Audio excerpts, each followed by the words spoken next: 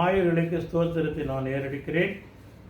இன்று தியானிக்கும்படியாக தெரிந்து கொள்ளப்பட்ட வேத வசனம் எண்ணாகமம் 11ஆம் அதிகாரம் வசனம் 26ஆம் வசனத்தை வாசிக்க கேட்போம். அப்பொழுது 2 பேர் பாளையத்தில் இருந்து இறங்கிவிட்டார்கள். ஒருவன் பேர் எல்தாத், மற்றவன் பேர் மேதாத். அவர்களும் பேர் வழியில் எழுதப்பட்டிருந்தும் கூடாரத்திற்கு போக புறப்படாதிருந்தார்கள். அவர்கள் மேலும் ஆவி வந்து தங்கினதினால் பாளையத்திலே தீர்க்க தரிசனம் சொன்னார்கள்.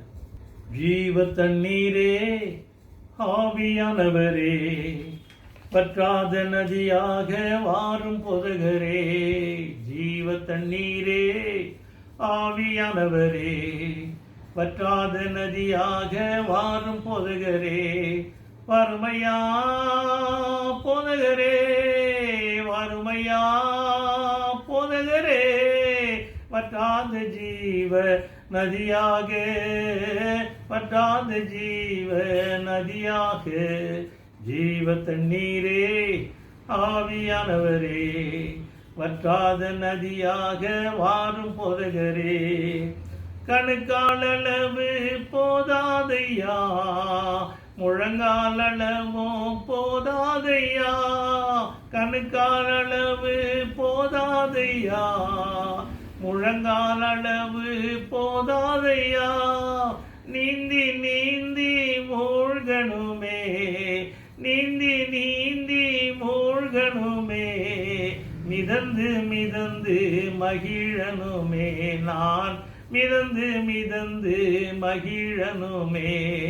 வறுமை இஸ்ரேல் ஜனங்களை தேவன் எகிப்திலிருந்து விடுவித்து வழிநடத்தும்படியாக மோசேயை தெரிந்தெடுத்து அவர் மூலமாக அவர்களை வழிநடத்துகையில் ஒரு கட்டத்தில் அந்த ஜனங்கள் உணவுக்காகவும் தண்ணீருக்காகவும் இறைச்சிக்காகவும் மோசேயிடத்திலே சண்டையிட்டு முறுமுறுத்து அழுது புலம்பினார்கள்.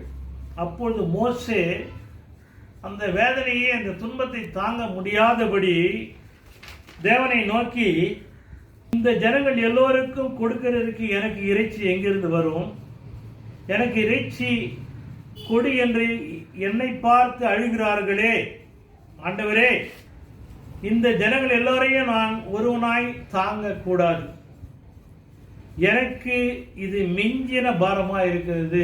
உம்முடைய கண்களில் எனக்கு கிருபை கிடைத்ததானால் இப்படி எனக்கு செய்யாமல் என் உபத்திரவத்தை நான் காணாதபடிக்கு இப்பொழுதே என்னை கொன்று போடும் என்று வேண்டிக் கொண்டான்.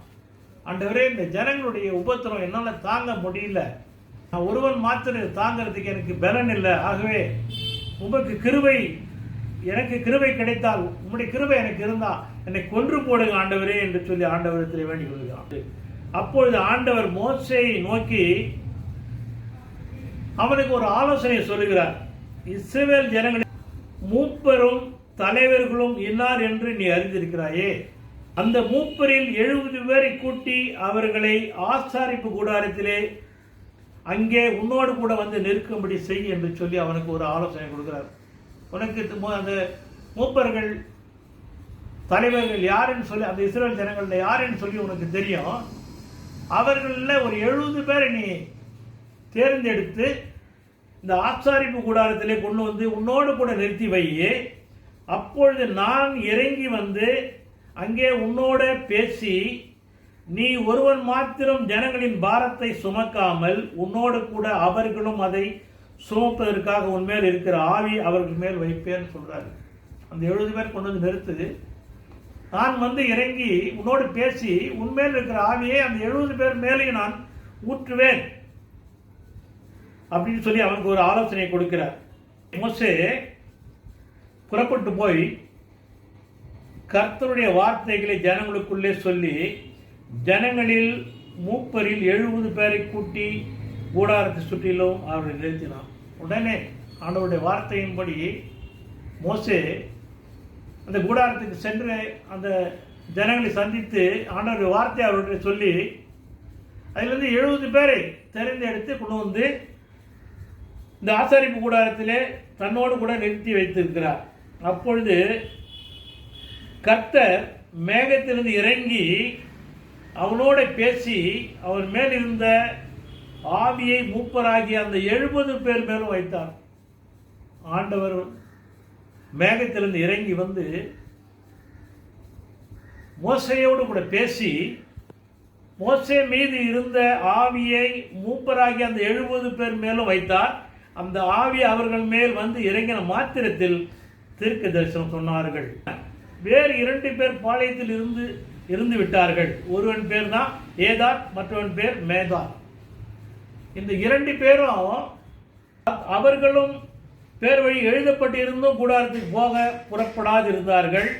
அவர்கள் மேலும் அந்த ஆவி வந்து தங்கினதினால் பாளையத்தில் தீர்க்க சொன்னார்கள். பாருங்க, அவர்கள் வந்து இந்த 70 பேர் நிற்கிற இடத்துல அவர்கள் வந்து நிற்கல. அவர்கள் அந்த பாளையத்திலேயே உள்ளே இருந்துட்டாங்க. ஆனாலும் ஆவியானவர் அவர்கள் மீது இறங்கி அவர்கள் மீது வல்லமையாக இருக்கு அவருடைய தீர்க்க சொல்ல வைத்தார். இது நாம் பார்க்கும்போது ஆண்டவர் எந்த மனுஷனையும் பிரகாசிப்பிக்கிற மெய்யான ஒளி. அவர் நினைத்தது தடைபடாது. யாரை கொண்டு என்ன எங்கே செய்ய வேண்டும் என்பதை அவர் தீர்மானித்து விட்டால் அதை அவர் செய்யாமல் இருக்க மாட்டார். அப்படியாக அந்த 2 பேர் மீதும் ஆவியானவர் இறங்கி அவர்களை தீர்க்க சொல்ல வைத்து மோசேயினுடைய பாரத்தை அவர் குறைத்தார்.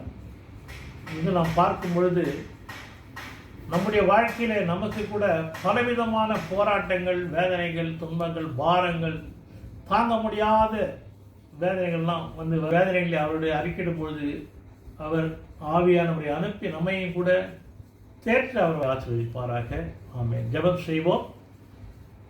பிள்ளைகள் பரலோக பிதாவே, இந்த நல்ல நாளுக்காய் நன்றியோடு ஸ்தோத்திரிக்கிறோம். இந்த வேளையிலும் கூட நம்முடைய வசனத்தை உபவாச நாட்களில் தானிக்கும்படியாக, அதை சிந்திக்கும்படியாக, அதன்படி நல்ல பிதாவே.